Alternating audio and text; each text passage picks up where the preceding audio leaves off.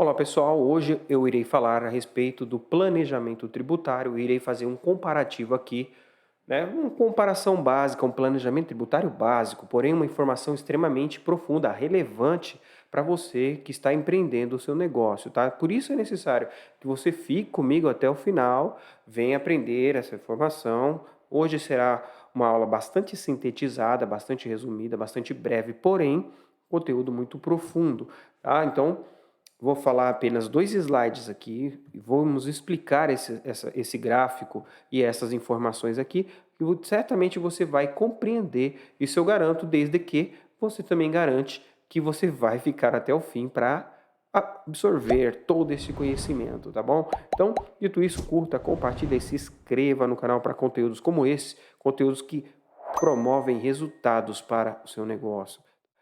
O que eu quero aqui hoje é esboçar uma situação real que ocorreu aqui no escritório de um profissional liberal autônomo, mais especificadamente engenheiro, tá? Mas pode ser qualquer área de atuação, por exemplo, área da saúde, enfermeiro, médico, dentista, enfim, diversas áreas no qual se enquadra como um profissional liberal. Nós precisamos, na verdade, quando se trata de um planejamento tributário, de diversas informações. É necessário ter uma estreita parceria entre o empreendedor e o seu contador para que esses dados sejam levantados e a gente venha ter uma melhor apuração possível de um planejamento, de um prospecto, de vários fatores que envolvem este empreendimento, né? Tanto na sua forma de atuação, onde ele compra, qual item ele vende, qual a incidência tributária, se existe algum tipo de benefício tributário para aquele tipo de operação, mercadoria ou prestação de serviço. Todos esses elementos e mais outros, tá? Muitas vezes até um tributarista deve ser consultado, dependendo da profundidade do planejamento, né, e da dimensão, do volume dos dados que nós temos que coletar. Então, planejamento tributário é isso, pessoal. É algo que exige bastante dedicação a princípio, né? Mas depois a gente tem um domínio de todas as operações, consegue planejar melhor, uma vez que os dados, né? Todos os dados estão ali expressos em relatórios. Mas o fato é que nós, na maioria dos casos aqui, nós nos deparamos, aqui pelo menos na contabilidade, com planejamentos básicos, simples, como por exemplo, quando chega um profissional autônomo e pergunta, talvez como você está querendo saber, tirar essa dúvida, qual que é mais viável para mim? Ser uma pessoa física ou ser uma pessoa jurídica? Se ser pessoa jurídica é mais viável, qual é o regime de apuração, o tipo de empresa que é melhor para mim? Então, por exemplo, este exemplo que eu irei demonstrar para vocês, o cliente só precisou me passar apenas os seguintes dados. Primeiro, qual que era a atividade dele, no caso, engenheiro, e qual que era o prospecto de faturamento que ele ia ter. Ele precisava apenas de fazer uma nota de R$ 5.000 a cada mês para uma única mesma empresa, tá? Então isso significa dizer que é um profissional liberal autônomo que presta serviço para um tomador de serviço pessoa jurídica. Então, com essa informação ficou fácil fazer um prospecto e um relatório comparativo entre essas três empresas. Então, hoje eu quero abrir um case real para que você venha absorver essa compreensão, esse entendimento, né? Porventura você está aí estudando sobre o tema, é profissional da área, é aluno de contábeis, e principalmente se você é empreendedor, seja de qualquer porte, até mesmo você que se empreende como pessoa física autônomo, é muito importante você entender esses dados que eu irei falar aqui para os bons resultados, desempenhos do seu negócio, tá? Então, o contador, ele certamente é um parceiro dos negócios, contabilidade dá resultado porque promove o menor custo possível, o maior desempenho de lucro possível, né? Maior lucratividade. Vamos então a este exemplo em tela aqui. Um profissional autônomo, liberal, né, como eu já falei, ele falou que ia prestar apenas serviços para uma pessoa jurídica. Todavia, eu fiz aqui também um desenho aqui do projeto, se ele, como autônomo, também prestar serviço para a pessoa física, tá? Primeiro, a atividade de profissional liberal não pode ser MEI, então a gente descarta aqui o MEI, tá? Pode ser simples nacional, porém, somente no anexo 5. Todos os profissionais liberais, aqueles que têm registro de profissional de classe, né, no conselho de classe, não podem ser MEI, só podem ser simples nacional no anexo 5. Tudo bem, sendo que no anexo 5 é necessário se fazer o fator R, tá? Para que ele tenha o benefício de sair do anexo 5, onde se paga 15,5% de imposto inicialmente, tá? Para que ele venha se enquadrar no anexo 3, onde ele paga apenas 6% de imposto, certo? Então, nessa comparação, nós temos aí o valor de faturamento de R$ 5.000 para o tomador pessoa jurídica, ele sendo autônomo, né? Já demonstra aí que dentro do Simples Nacional, ele vai fazer uma nota de R$ 5.000, vai poder faturar desde que ele resgate um prolabore de R$ 2.000. Sendo que no prolabore de R$ 2.000 ele vai pagar 11% de INSS. Sendo assim, ele vai ter os 6% de DAS, do Simples Nacional ME ou EPP, certo? Vai ter inicialmente, então, esses R$ 300, o prolabore de R$ 2.000 e o INSS de R$ 220. Sendo nesse caso, não vai ter imposto de renda retido na fonte. Eu coloquei aí uma despesa de anuidade, como eu não sei, eu não coloquei. E eu coloquei uma média de uma despesa de um contador, de R$ 500 por mês. E aí nós temos os resultados do rendimento, tá? Sendo que esse rendimento é o valor líquido de todas as despesas que foram subtraídas do faturamento e o valor do prolabore, que também é um ganho, né? O prolabore ele é uma despesa da empresa, porém ele é um resgate de um rendimento tributável, né? Do proprietário ou sócio da empresa, tá? O fator R, pessoal, para quem não sabe, é um assunto um pouco complicado, tá? Se a gente for fazer mais aprofundamento a respeito do fator R, mas eu quero falar o básico do fator R, que é o fato de que a fórmula dele nada mais é do que os 12 meses de folha de pagamento, sendo que o prolabore vai dentro da folha de pagamento, tá?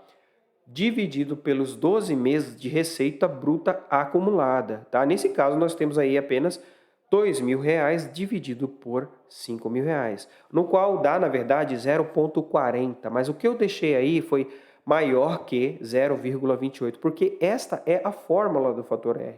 No anexo 5, você paga 15,5% de imposto inicialmente, porém, se você decidir resgatar um prolabore ou ter funcionários, né, de tal modo que a sua folha ela dê uma fatoração superior a 0,28, conforme o exemplo aí que dá, na verdade, bem superior, né, dá 0,40, então você muda da fração de 15,5% do anexo 5 diretamente para o anexo 3. Porém, esse meu cliente ele falou que vai ter esse constante prospecto, né, de que nos próximos 12 meses ele vai permanecer exatamente assim, se não um pouco mais, tá? E esse um pouco mais é que mostra aqui o nosso resultado, que vai ser bem viável aqui, ele já abriu uma PJ. Qual o tipo de PJ? Calma lá, vamos agora entender sobre o lucro presumido. O lucro presumido tem aí a carga de imposto direto, né, efetiva, a carga efetiva de imposto. Existem outras regras com relação ao lucro presumido, como adicional de imposto de renda, mas como o valor dele é apenas 5.000 no prospecto, ou um pouco mais até o final do ano, né, nos 12 contínuos meses, então eu já sei que ele vai sofrer as cargas efetivas de imposto de renda, contribuição, PIS, COFINS e ISS. Também vai ter um prolabore de R$ 2.000, o INSS sobre este prolabore, né, que tem um adicional do RAT e tudo mais, não quero me atentar a detalhes, e a contabilidade vai ser um pouquinho maior, porque nós estamos falando de um regime superior ao regime do Simples Nacional, onde demanda mais trabalhos, né, ao contador. Todos os impostos são separados, não é igual o Simples Nacional, que é um imposto único, e obrigações acessórias diversas a serem entregues. Por isso a contabilidade cobra mais. Então você vê que se ele constitui um lucro presumido, já denota que o total de rendimentos será menor que o total de rendimentos do Simples Nacional. Agora o autônomo, que ele já é autônomo, né?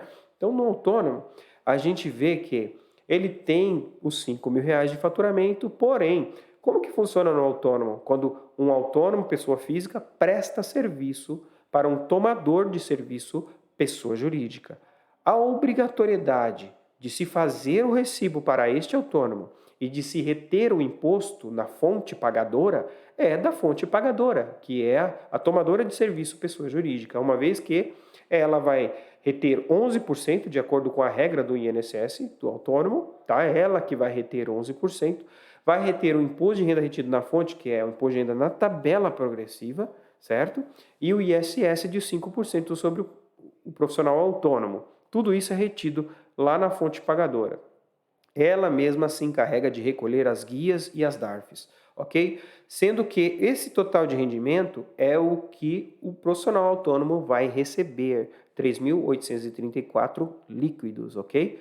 Neste caso, o autônomo não tem obrigatoriedade do carnê-leão, ok? E nem tem a obrigatoriedade de se pagar o contador, uma vez que ele é autônomo, não tem qualquer outra obrigação, a não ser a obrigação, uma vez por ano, de entregar a declaração anual de ajuste do imposto de renda de pessoa física se ultrapassar aqueles valores, né, aquelas regras que cada ano a Receita estipula.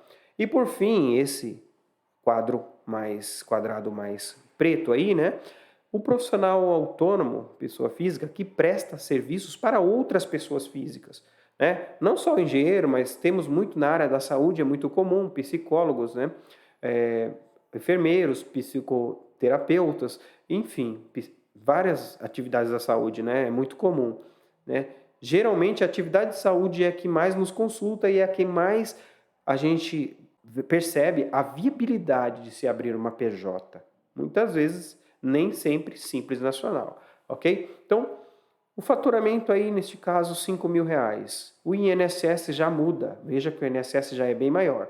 É 20%, se não o teto, né? Então, por exemplo, se o faturamento for de R$ 10.000, aí vai atingir um teto de recolhimento, senão o recolhimento fica exorbitante. Mas a gente já percebe que o recolhimento é muito alto, né? 20% sobre o faturamento, não é sobre o prolabore, tá? Então, já vê a inviabilidade de se ser uma pessoa física, tá? Veja que o imposto de renda retido na fonte é um pouquinho menor, uma vez que vai ser descontado R$ 1.000 da base de cálculo, né?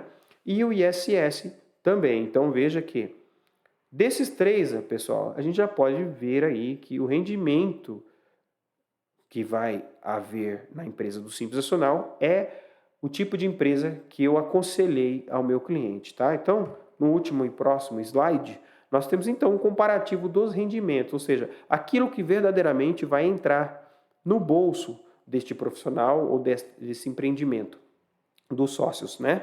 Então, veja que no Simples Nacional, eu até coloquei uma linha de tendência, então você percebe que no Simples Nacional tem 3.980 de rendimento sendo embolsado pelos titulares dessa empresa, certo? No lucro presumido, a gente percebe que o rendimento é bem menor, tá? E no autônomo, a gente percebe que há uma leve inferioridade, o rendimento é um pouquinho menor. Mas, imagine que se esse autônomo, naquele determinado mês, faturar bem mais que R$ 5.000, esse gráfico certamente estaria muito mais favorável a ser uma PJ do Simples Nacional, tá? É porque nós estamos trabalhando com o valor de R$ 5.000. Se esse valor no autônomo for maior que R$ 5.000, mais ainda, menor ainda será o rendimento do autônomo, tá bom? Então, veja que no último caso também o autônomo tem um rendimento bem inferior ao Simples Nacional. Então, nós podemos decretar aqui então, na nossa análise, que o rendimento é maior se esse profissional, se esse engenheiro constituir uma pessoa jurídica, optando no Simples Nacional no anexo 5 e fatorar no fator R, resgatando o prolabore de R$ 2.000, tá? E pagando o contador tudo direitinho. Veja que pagar o contador não é um gasto, uma vez que o contador é que vai fazer esses cálculos e estes relatórios. Bem, agora o comparativo de despesas ou gastos, tá? Veja que no Simples Nacional já mostra uma vantagem também, porque na linha de tendência demonstra que apenas R$ 1.020 será o total dos gastos no Simples Nacional. Tá? No lucro presumido, a carga de imposto é muito alta, por isso, sem dúvida nenhuma, é onde vai haver mais gastos, né? E são gastos tributários. Já na pessoa jurídica, Na pessoa física, que presta serviço para a pessoa jurídica, ele já vai ter aí um gasto um pouco maior também. E se for para a pessoa física, né, devido ao INSS, por exemplo, ser de 20%, ele já vai ter um gasto maior. Então, com isso, pessoal, eu pude concluir então para o meu cliente que abrir uma empresa PJ, optante do Simples Nacional, mesmo que ele tenha que obrigatoriamente estar enquadrado no anexo 5, ele pode resgatar um Prolabore, né, e ter o fator R a seu favor, tá? Então, pessoal, contabilidade dá resultado, tá? Se você está atuando como um autônomo, faça um estudo aí, quiser nos consulte para que a gente faça esse estudo para você. Isso aqui é um estudo personalizado, é por isso que eu não vou ceder esse conteúdo para vocês em planilha, porque cada caso é um caso, né? Você deve ir por este caminho, porque vai ser o caminho onde você vai desempenhar melhor os seus lucros e conseguir cortar mais os seus gastos, os seus custos. Dito isso, saiba que existem conteúdos como este no canal, por isso que é importante você se inscrever, compartilhar com seu amigo empreendedor, inscreva no canal, ative o sino de notificação, dê seu like, dê seu comentário, compartilhe o vídeo e até o próximo vídeo.